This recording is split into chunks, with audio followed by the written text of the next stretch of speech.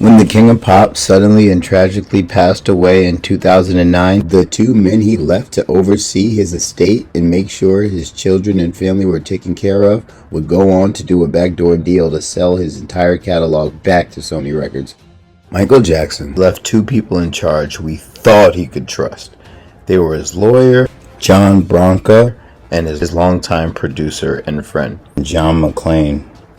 These two guys have made millions of dollars over the years, getting 10% off of everything the estate sees. But now their greed has reached an all-time high, and they've decided to sell the entire Michael Jackson music catalog, whether you or the family likes it or not. Please like and subscribe, and at the end I'll have a link to other videos which go deeper down this rabbit hole. King of Pop's 22-year-old son, BG, aka Blanket, just took Michael's 93-year-old mom, Catherine, to court. BG doesn't want Catherine to use part of his dad's billion-dollar fortune in her appeal of another legal fight they both lost. I know that's a little confusing, but basically, Michael Jackson's youngest son, Blanket, the one that he was dangling over the balcony, hanging him over like some, wet clothes that need drying. Bruh. He's on the same side as Catherine, who's Michael Jackson's mom, who are pretty much the only ones who have any say in Michael Jackson's estate besides the executors of the account. At first, I thought Michael Jackson's son and children wanted to sell the catalog, but that's not the case at all. Wait a minute! The two guys Michael Jackson left in charge to look over his estate, his lawyer and his longtime friend and producer, made a backdoor deal with Sony and are the only ones who have the right to sell this. Yes, the Jackson children and Catherine will both benefit, but still, it's not their decision to outright sell this. This catalog is virtually priceless. This is the most sought after catalog in the history of music. If Mozart had a catalog, MJ's is definitely smashed. This situation gets messier and messier. Listen to how the play was run by the two Johns on the family. The two Johns are the only ones who have the authority to sell, even if the family says they don't want the catalog sold, even if it's for $10 billion. It's about preserving Michael Jackson's legacy and not letting it be in the control of some big greedy corporation. BG and Catherine had initially been on the same side, as they both objected a transaction by the estate's executors. However, court ruled in favor of the executors. Oh my God! BG and his grandma were recently collaborating to put a stop to a significant business transaction involving the people managing Jackson's estate. Catherine has chosen to challenge the ruling by filing an appeal, a decision that BG wants no involvement in. He doesn't want his father's estate paying for her legal bills. As you know, he's an heir to the estate, so that cash is pretty important to him. According to BG's explanation in the documents, he believes that the appeal doesn't have much chance of succeeding. Therefore, he opposes the estate covering the costs of the appeal, which is what Catherine wants. BG has also requested that the court carefully consider granting Catherine reasonable attorney's fees for the legal battle leading up to the appeal. He acknowledges that she deserves some compensation for her legal expenses, but he believes it should be reasonable and fair. It's not shocking that BG filed against Catherine. Just yesterday, executors of Michael's estate reportedly claimed that she receives a 7-figure allowance for the year. Blanket probably thinks she should use that money for the appeal instead of dipping into the estate's funds. The two Johns decided between both of them that it would be in everyone's best interest, because they get 10% of course, to sell half of Michael Jackson's catalog back to Sony for $600 million, which is still a lowball offer, because months before, this was valued at closer to $1 billion just for half.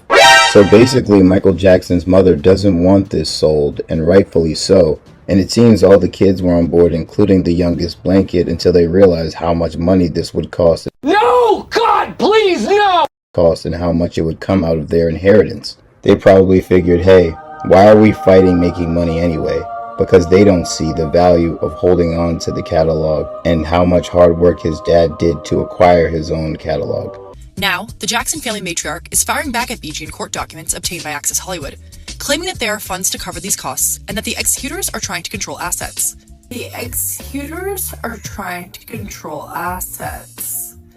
She alleges in the new filing. The executors cannot, in good faith, contend that the estate does not have sufficient available funds to allow the trust to make the requested payment. The papers also claim, it seems clear to her that the executors are holding all of the assets in the estate in order to keep control over them and to avoid the more liberal distribution of requirements of the trust.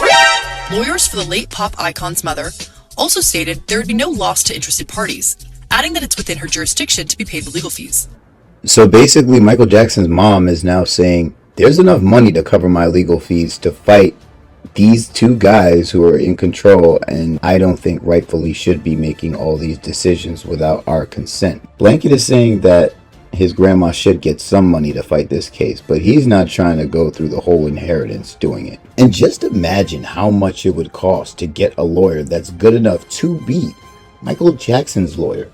Blanket's probably looking at the inheritance money like, Granny, chill. $1 million today ain't what it was in 1974.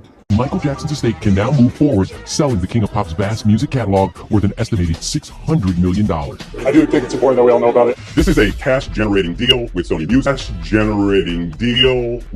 Music. That is going to provide lots of resources back to the trust of Michael Jackson going forward, and his children are certainly going to benefit from this.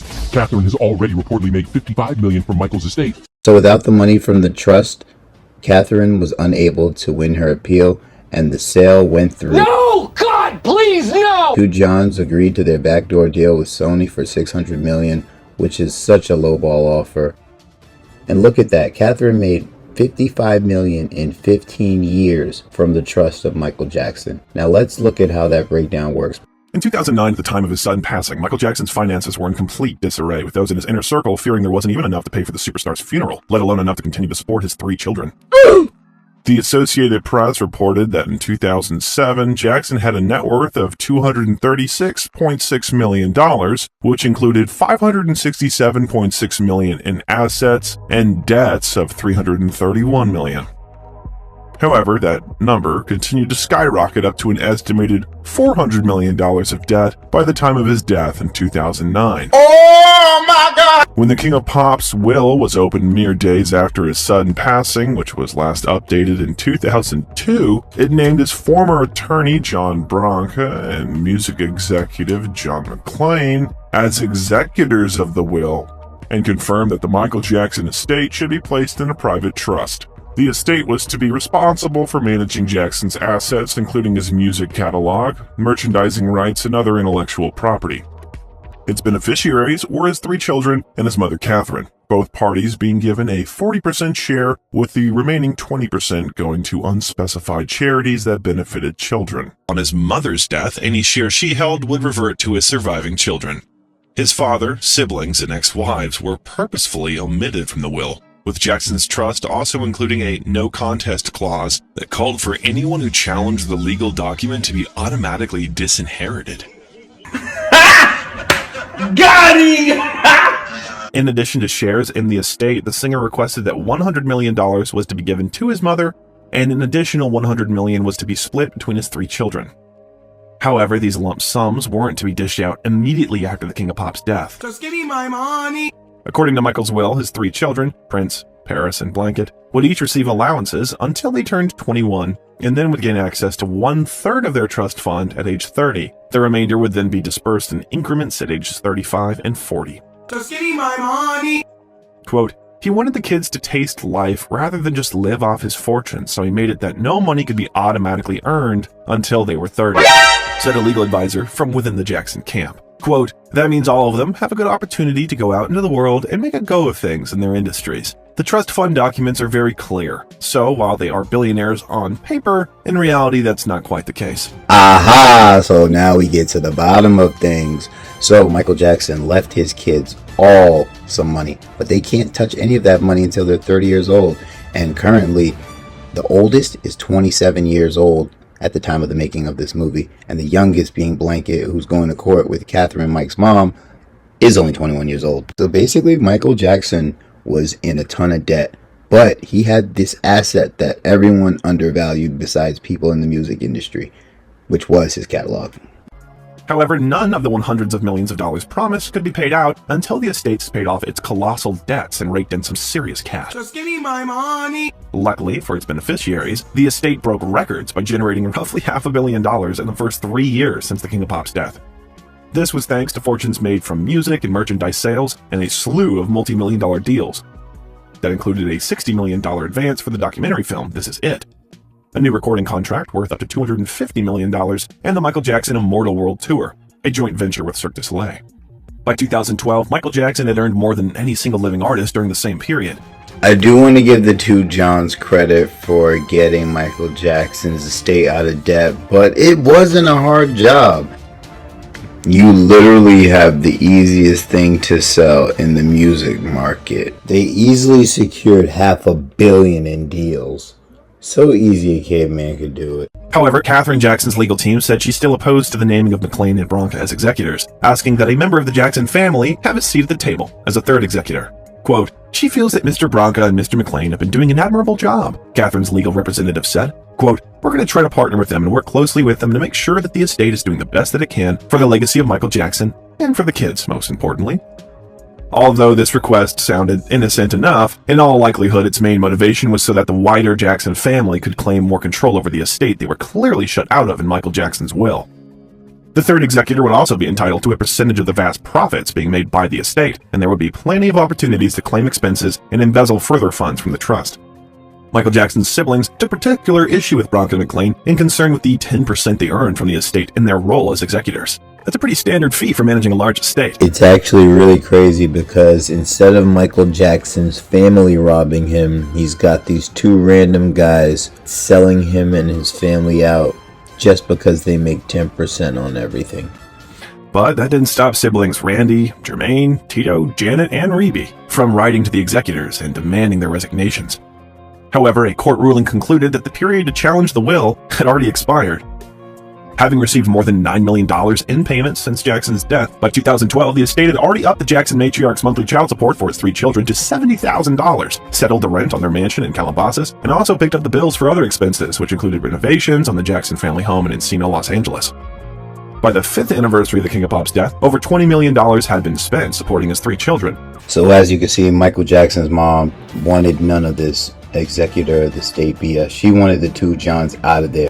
She wanted to put another family member in that place to make those decisions. Also, to make that money. It's not just about the 10%, which is a lot of money when we're talking about $1 billion, because that's $100 million. But we're also talking about preserving Michael Jackson's legacy. Yes, the Michael Jackson catalog has a price that Sony assigned to it, and the two Johns agreed. But for the family itself to keep it within the family is priceless. With Catherine's support payments and income from the estate increasing significantly each year since June 2009. By this time, Catherine Jackson was reportedly supporting many of her children and grandchildren with this additional income. Do you guys hear this? Catherine was given a raise for child support. So basically, the two Johns were giving out allowances to not only the children, but to Catherine. And Catherine's not only taking care of these kids, her grandchildren. She's taking care of great-grandchildren. She even took care of Michael Jackson's father up until his...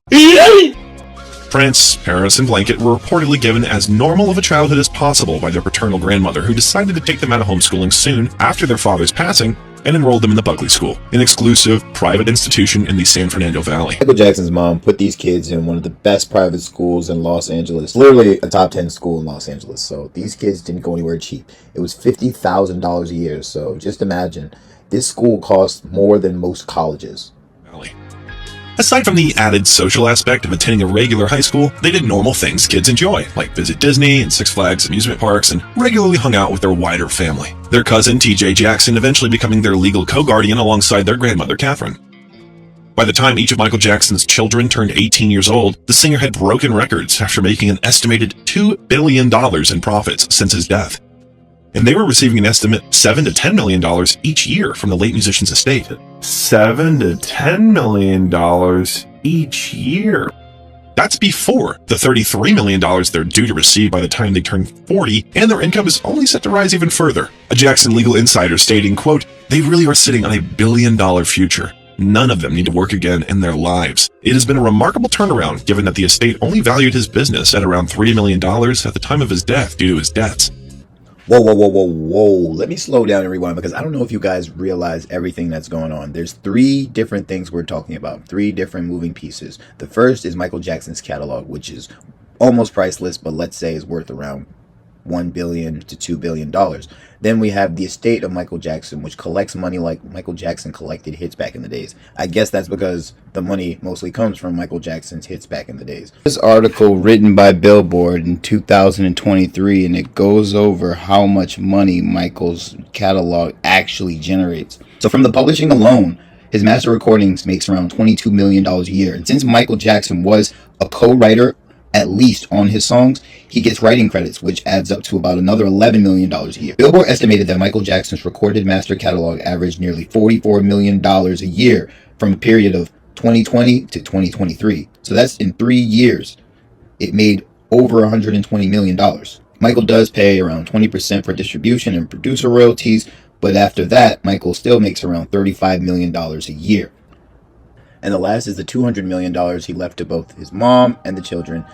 So these kids not only have $33 million coming to them in the future, they've already been collecting $7 to $10 million from the estate. Wait a minute! And on top of that, they're about to make even more money when the estate sells the Michael Jackson catalog. Bruh.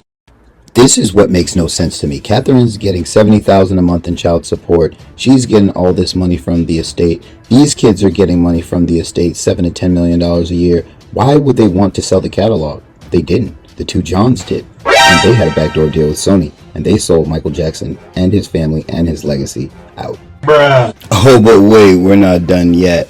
You thought that Michael Jackson only owned his own music? Nope, that's not all he had in that catalog. He had the music of some of your favorite artists. This couldn't have been me. I couldn't have been Michael Jackson's kids, because I'd be at parties all day saying, yeah, I own that Akon song, or yeah, the Lady Gaga bop is nice.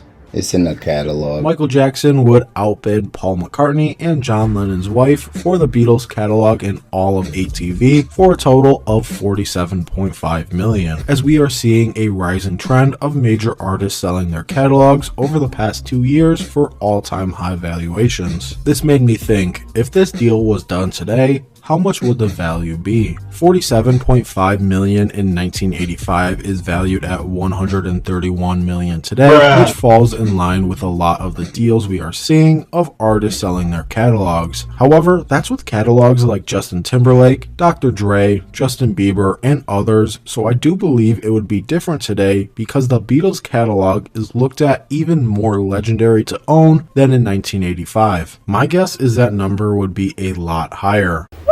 Minute. I'm talking billions. In 1985, $47.5 million or $131 million today is what Michael Jackson bought ATV, including the Beatles catalog for, which was a great purchase. So what happened next? Does Michael Jackson's estate still own the Beatles catalog? 10 years after purchasing ATV, which included the Beatles catalog, Michael Jackson would sell 50% of his ownership in the catalog to Sony for $95 million. This deal with Sony would create the Sony ATV Publishing Company, now just known as Sony Music Publishing. This deal with Sony would create the Sony ATV Publishing Company, now just known as Sony Music Publishing. Wait, hold on. So you guys get what happened? So Michael Jackson purchased his music catalog and some other artists like the Beatles, and then sold it back to Sony a few years later for double the price. And then they used that catalog they purchased back for Michael Jackson, well, half of it because he sold them half. They used that to start the record label back up because nothing else they had was worth anything close to what Michael had. Oh, because within 10 years, Michael Jackson made millions from owning the large ATV catalog, then sold just 50% of it for double what he bought it for. Just give me my money. By 1995, Michael Jackson made a $47.5 million profit from selling 50% of ATV, keeping the other 50% to earn on for the rest of his life. That's exactly what he did, as he owned half of the ATV catalog even after his passing for years, eventually selling the rest of it to Sony for $750 million, a massive payout to end the run of ownership in the Beatles catalog and thousands of other songs. It is estimated that the Beatles catalog alone now is worth over $1 billion, and you can see a hint of that in the sale that went down in 2016. Not even thinking about collecting royalties on the songs owned, just by the 2 sales that took place, selling 50% then the rest, Michael Jackson and his estate made over $797 million. In 2007, Michael Jackson and his company Sony ATV, which he still had that 50% ownership in, would buy publishing company Famous Music for $370 million. In this deal, Sony ATV would now have ownership of the large catalog of soundtracks produced for popular movies/TV shows like Top Gun, Footloose, and more, but also owned catalogs of a few music artists, including Eminem. This meant meant that Michael Jackson now owned the song that dissed him and also owned every song released by Eminem at this point. You have to remember that this is 2007. Eminem has broken and is breaking records at the time, so owning his catalog during this meant that Michael Jackson and Sony were cashing in on royalties for years to come. This would continue even after Michael's passing in 2009, and Eminem's music catalog would eventually be returned to him in 2016. As for other music catalogs that Michael Jackson owned, we have to look into the overall publishing companies that ran them. When he bought the Beatles catalog by purchasing ATV, Michael gained ownership of 4,000 songs. Once he became co-owner in Sony ATV, that would set him up even more. By owning Sony ATV, Michael Jackson would gain new catalogs over the years from thousands of artists. This includes Taylor Swift, Lady Gaga, Whitney Houston, and a lot more. Owning such a large publishing company with the reach that Sony had put millions in Michael Jackson's pockets. When Michael bought Famous Music in 2007, he wasn't just buying Eminem's catalog, he also bought both Akon and Shakira's catalog with a few others. Michael Jackson also has his own publishing company for his own music through MyJack Music. I can't confirm exactly what songs he owns, but Michael's ex-wife Lisa Presley says that Michael owns a few Elvis songs through MyJack. He also owns select songs by Ray Charles. By having these different outlets through Sony ATV, Famous Music, or MyJack, Michael Jackson was able to acquire thousands of catalogs that would deepen his portfolio, making millions. This leads me to the big questions: what is Michael Jackson's catalog valued at now, and does he still own it? We know that the estate sold off the other catalogs that he has owned over the years for almost $1 billion already, but that has not touched his own music. After his passing, Michael's music catalog remained at his publishing company, MyJack Music. MyJack has been working closely with Sony in order to help manage the legendary catalog through an administration deal. However, things may be changing soon. In 2022 and 2023, I covered many artists who were selling their music catalogs to investment firms or publishing companies for all-time high valuations. This includes Future for $70 million, Dr. Dre for $200 million, Bruce Springsteen for $500 million, and a lot more. This is a trend that is rapidly increasing, and you can bet that Michael Jackson's estate are getting some wild valuations, hard to turn down offers. This past February 2023, it was reported that Michael Jackson's estate is currently in the works of selling 50% of his music catalog. This deal is between the estate and Sony, with up to $900 million on the table. We are talking just for 50% here, meaning that the total value of his catalog is somewhere around $1.8 billion. I'm not saying the reports that we hear out in the public are accurate or better than the numbers that finally get done, but even an idiot can tell you that this Michael Jackson catalog is worth more than what it's being sold for. This deal fits right in with the common theme we are seeing with these all-time high valuations for music catalogs. The biggest question is if the Michael Jackson estate should sell at all. I really love that they are only looking to sell 50% of it. Selling 100% would be way too much. This allows them to gain that cash up front while maintaining co-ownership in the legendary catalog that will pay off long term. And that's where we are in the current state of Michael Jackson's catalog. Total value around $1.8 billion in full ownership by the estate, with a possible update coming soon of them selling 50% for $900 million to Sony. In conclusion, there have... Well, I'm not even gonna lie, I think this is a really crazy and sickening story. Michael Jackson intended for these two men to look after his family, after his children, after his legacy, and these two men chose greed instead. Yes, they steered the ship in the right direction after it was looking like it was sinking, but people didn't realize the ship was already unsinkable. Any credit these two men try to take for taking the Michael Jackson estate and ballooning its net worth to something we've never seen makes no sense, because this job was too easy. Michael Jackson's name, image, and likeness would have sold itself. For me, honestly, I'm really disappointed.